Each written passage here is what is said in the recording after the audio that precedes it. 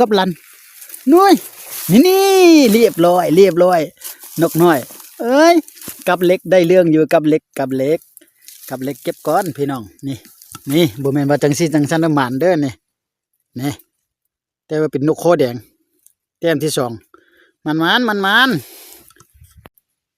นกคอแดงมันนี่เก็บใส่ไว้ก่อนกางไว้คือเก่า